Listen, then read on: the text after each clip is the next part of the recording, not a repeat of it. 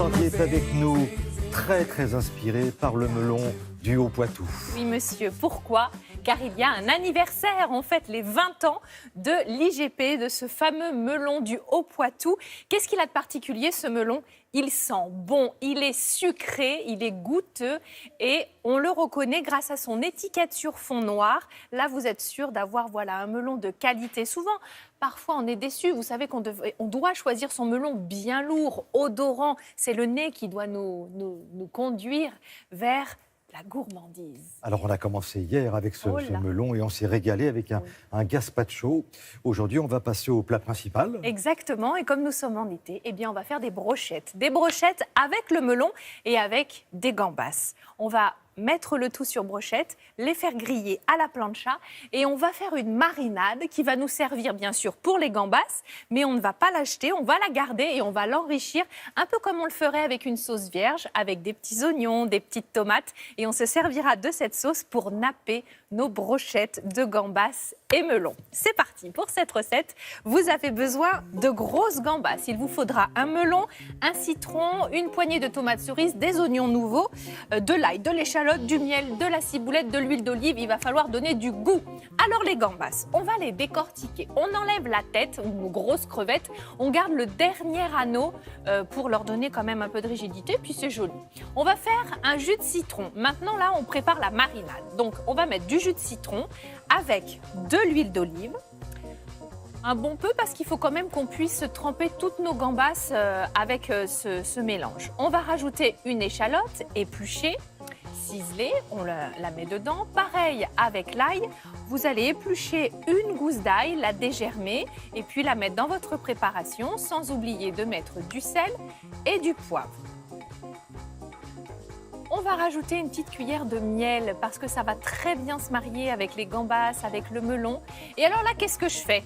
Je mets dans un sac de congélation pour ma marinade. J'aime bien ça parce qu'au moins, on va pouvoir vraiment imbiber toutes les gambas avec cette marinade. Elles vont toutes être plongées dedans à part égale. Vous voyez, il n'y en a pas qui seront sur le dessus et qui ne seront pas en contact avec la marinade. Et on va les laisser tranquillement au frais. J'ai fait 2 sacs en fait pour mes grosses gambas. Alors, le melon. On va faire des billes de melon. Encore ma cuillère à pommes parisienne. Ah bah c'est 3 jours, 3 jours de cuillère, je vous le dis. De billes de melon. Alors les billes, là ça m'ennuie les billes parce que si je la mets sur ma brochette, ça va faire une hauteur et la gambas ne va pas toucher ma plancha. Donc je les ai coupées ces billes en 2 ou en 3. Je récupère les gambas, vous avez vu, j'ai récupéré aussi le jus de la marinade et je vais monter ma brochette. Melon, gambas, melon, gambas. Déjà, rien que quand c'est joli à l'œil comme ça part bien. Une plancha bien chaude, un petit peu d'huile d'olive. Vous pouvez faire ça au barbecue, bien sûr. C'est l'été, on cuisine dehors, on en profite. Et vous allez retourner vos petites brochettes. Regardez-moi ça, ça frichouille, même à 8 h du matin, ça donne faim. Alors, on va laisser cuire nos brochettes et regardez dans la marinade, je rajoute un petit peu de tomates cerises, là aussi avec un petit goût légèrement sucré. Je vais rajouter des petits oignons frais, des petits oignons nouveaux là.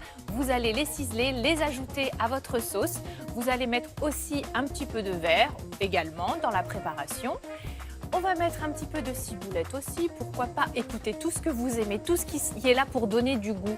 Moi, j'adore ces sauces-là. Vous voyez, et c'est prêt. Il n'y a plus qu'à mettre cette sauce vraiment bien parfumée sur vos petites brochettes. Et alors là, vous allez vous régaler.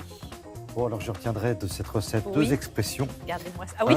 Un bon peu. Ah oui, ah oui. Ça j'aime beaucoup. Oui, ça, un bon peu. Et c'est bien commode. Donc en gros, c'est beaucoup. Un bon peu, c'est ni trop peu, ni trop... Et puis ça frichouille. Ah, ça frichouille. Ça frichouille pour donner le résultat que vous venez de voir et vous dégusterez certainement.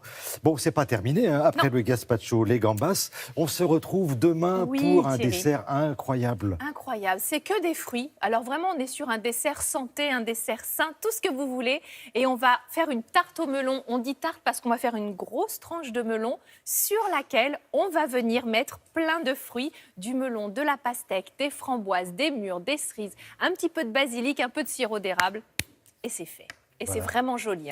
Un minimum d'effort pour un effet waouh. Voilà, c'est pour ça que vous serez là demain à partir de 7 h pour pouvoir noter précisément la recette de cette tarte au melon. Merci beaucoup, avec plaisir, Karine. Thierry.